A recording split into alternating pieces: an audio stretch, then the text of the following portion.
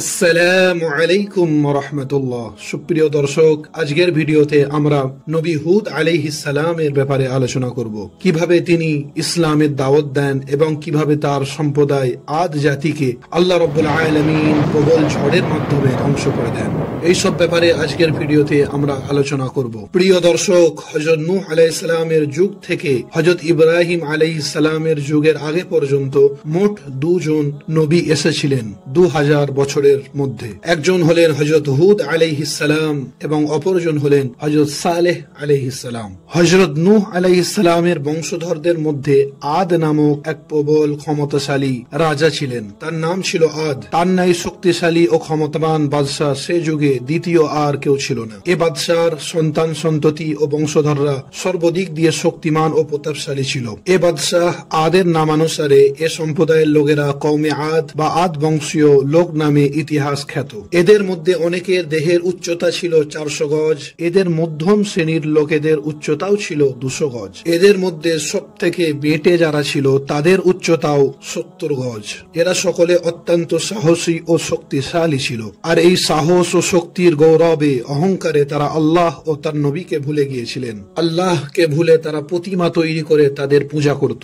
আদ সম্প্রদায়ের মধ্যে যখন এই অবস্থা প্রবল আকার ধারণ করলো, তখন আল্লাহ রাব্বুল আলামিন ওই সম্প্রদায়ের মধ্য হতে হযরত হুদ আলাইহিস সালামকে প্রেরণ করলেন। পবিত্র কোরআনে ইরশাদ হয়েছে, আদ জাতির প্রতি তাদেরই ভাই হুদকে আমি নবী রূপে প্রেরণ করেছিলাম। সে বলল, হে আমার কওম, তোমরা এক আল্লাহর ইবাদত করো, তিনি ছাড়া তোমাদের আর কোনো ইলাহ নেই। তোমরা এখন কেবল মিথ্যার উপরে আছো। নবী হুদ আলাইহিস সালাম আদ সম্প্রদায়কে আল্লাহর পথে ডাকতে থাকলেন। তিনি তাদেরকে লক্ষ্য করে বলতেন, নূহ আলাইহিস সালামের সম্প্রদায়ের পরে তিনি তোমাদেরকেই নেতৃত্ব দান করেছেন এবং যথেষ্ট শক্তি ও সামর্থ্য দিয়েছেন। অতএব তোমরা আল্লাহ তাআলাকে স্মরণ করো, তোমাদের কল্যাণ হবে। হযরত হুদ নবীর আহ্বানের জবাবে আদ সম্প্রদায়রা বলতো, হে হুদ, তুমি কোনো উজ্জ্বল দলিল পত্র নিয়ে আসনি।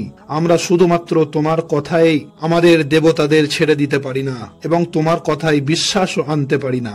নবী হুদ আলাইহিস সালাম তার সম্প্রদায়কে দীর্ঘদিন ধরে হিদায়াতের পথে আনার জন্য প্রাণপণ প্রচেষ্টা করেন, কিন্তু তাতে মাত্র 70 জন লোককে তিনি কোনরূপে হিদায়াত করাতে সক্ষম হলেন। আর যারা হিদায়াত পেয়েছিল তারাও কাফেরদের ভয়ে গোপনে আল্লাহর ইবাদত করত, প্রকাশ্যে ইবাদত করতে সাহস পেত না। আদ সম্প্রদায় নবী হুদ আলাইহিস সালামের আহ্বানে সাড়া না দিয়ে তার বিরোধিতা করতে লাগলো। তারা হুদ আলাইহিস সালামকে পাগল বলে গালি দিতে লাগলো। তখন নবী হুদ তাদেরকে ডেকে বলল, হে আমার সম্প্রদায়, তোমরা যে প্রতিমাগুলোর উপাসনা করছো, আমি আল্লাহকে এবং তোমাদের সকলকে সাক্ষী রেখে ঘোষণা করছি যে তোমাদের প্রতিমাগুলো না কারো বিন্দু পরিমাণ উপকার করতে পারে আর না কোনো ক্ষতি করতে পারে। না আছে সামান্যতম শক্তি, না আছে তাদের কোনো সামর্থ্য। সমস্ত শক্তির মালিক শুধুমাত্র আল্লাহ। হযরত হুদ আলাইহিস সালামের এরূপ ঘোষণাতেও তারা তাকে গালি দিতে ছাড়লো না এবং তারা মূর্তি পূজাও ছাড়লো না। হযরত হুদ আলাইহিস সালাম তাদেরকে আরো বোঝাতে লাগলো, কিন্তু দিন দিন আদ সম্প্রদায়ের লোকেদের অহংকার আরো বেড়েই চলল। আল্লাহর নাফরমানি তারা আরো বাড়িয়ে দিল। তখন আল্লাহ রাব্বুল আলামিন তাদের প্রতি আযাব প্রেরণের সিদ্ধান্ত নিলেন। প্রথমে আল্লাহ পাক 3 বছর পর্যন্ত বৃষ্টি বন্ধ করে দিলেন। তার ফলে দেশে দুর্ভিক্ষ দেখা দিল।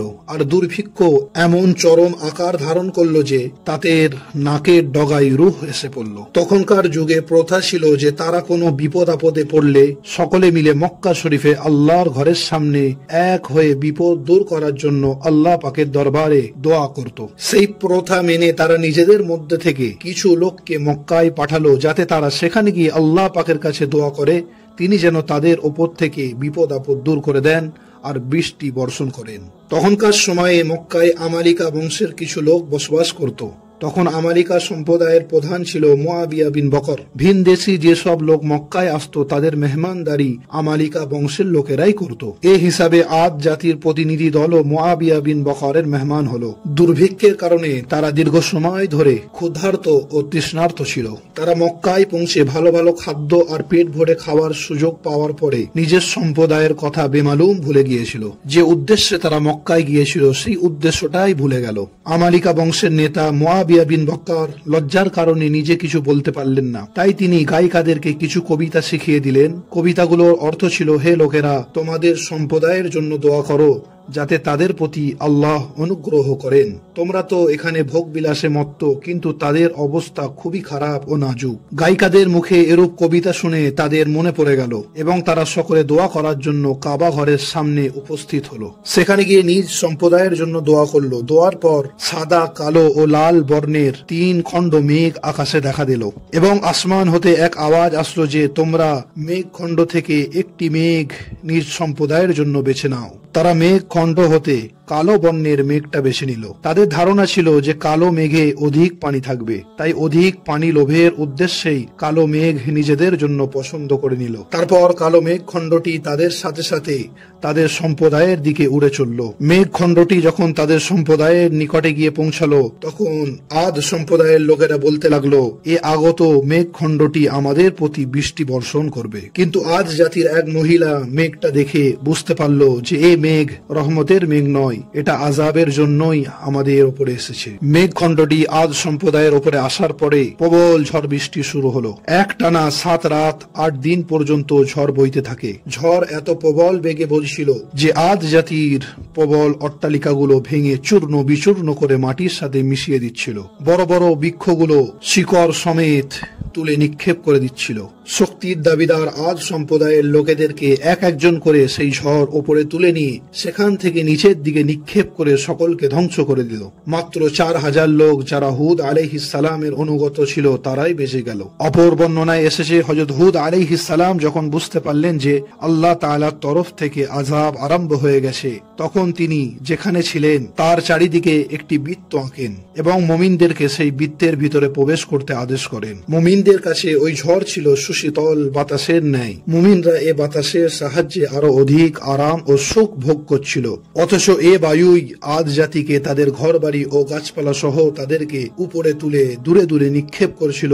দেখে মনে হচ্ছিল যেন পাথরের বৃষ্টি হচ্ছে। প্রিয় দর্শক, আদ সম্প্রদায়ের প্রতি নাজিলকৃত আযাব যে কত প্রবল ছিল তা রাসূলুল্লাহ সাল্লাল্লাহু আলাইহি ওয়াসাল্লামের আমলের মাধ্যমেই বোঝা যায়। নবী করিম সাল্লাল্লাহু আলাইহি ওয়াসাল্লাম যখন আকাশে মেঘ দেখতেন তখনই আদ জাতির কথা স্মরণ করতেন। আকাশে মেঘ দেখলে রাসূলুল্লাহ সাল্লাল্লাহু আলাইহি ওয়াসাল্লাম চেহারার রং পরিবর্তন হয়ে যেত। তিনি অস্থির হয়ে পড়তেন, একবার ঘরের বাইরে আসতেন, আবার ঘরের ভিতরে যেতেন। তারপর যখন মেঘ সরে বৃষ্টি শুরু হতো তখন নবীজির মুখের বর্ণ আবার স্বাভাবিক অবস্থায় ফিরে আসতো। আম্মা জান আয়েশা রাদিয়াল্লাহু তাআলা আনহা বলেন, আমি একবার রাসূলুল্লাহ সাল্লাল্লাহু আলাইহি ওয়াসাল্লামকে জিজ্ঞাসা করলাম, হে আল্লাহর রাসূল, আকাশে মেঘ দেখলে আপনার এই অবস্থা কেন হয়? তখন রাসূলুল্লাহ সাল্লাল্লাহু আলাইহি সাল্লাম জবাবে বলেন, হে আয়েশা, আকাশে মেঘ দেখা দিলে আমি তো জানি না যে এটা কেমন মেঘ। হতে পারে ওটা ওই সম্প্রদায়ের মেঘের ন্যায় যে সম্প্রদায়ের লোকেরা আকাশে মেঘ খণ্ড দেখে খুব আনন্দিত হয়ে বলেছিল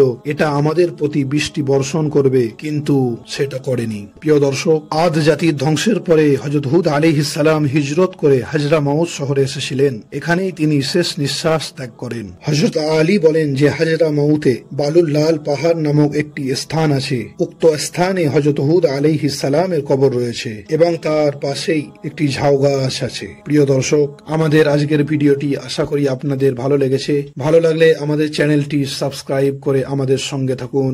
আসসালামু আলাইকুম ওয়া রাহমাতুল্লাহ।